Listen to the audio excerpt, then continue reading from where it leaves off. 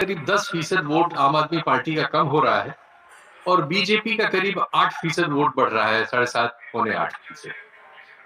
ये इनका है। सी वोटर देता है परसेंटेज, अभी उसका कहीं आया नहीं है, लेकिन मुझे अपुष्ट जानकारी ये है कि उसके अनुसार ये चीज उल्टी है।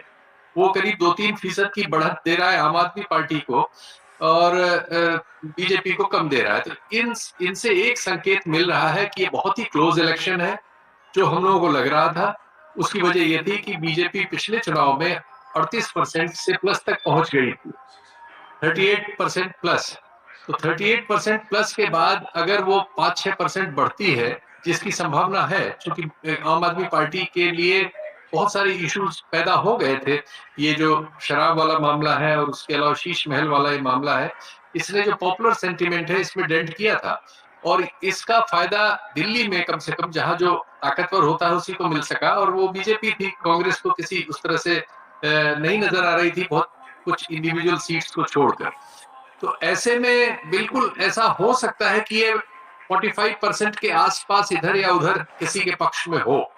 अब बाकी डिटेल्स आ जाए तब इनकी बात की जा सकती है, लेकिन हम लोगों का जो जनरल ऑब्जर्वेशन पिछले 15-20 दिनों में था कि ये बड़ा क्लोज इलेक्शन है।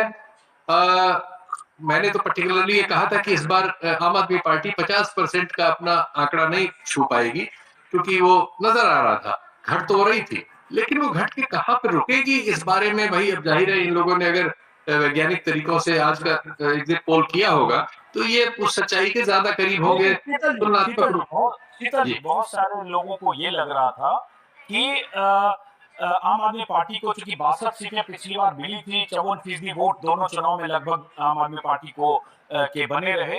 तो अगर सीट घटी तो 62 से हो सकता है 42 हो जाए, 20 सीट कम हो जाए, लेकिन आम आदमी पार्टी का बीजेपी से एज होगा, ये कई लोगों का विश्लेषकों का मानना था। बट एग्जिट पोल ये दिशा दिखा रहा है कि आम आदमी पार्टी सत्ता से बाहर होने की दिशा में भी है या बाहर भी जा सकती है और बीजेपी जस्ट अपोजिट है।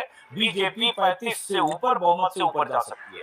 तो ये आकलन से अलग हो रहा है। अगर ये एग्जिट पोल सही होता है, बार बार बोल रहे हैं, और एग्जिट पोल गलत साबित हुआ अभी लोकसभा चुनाव में, हरियाणा चुनाव में भी।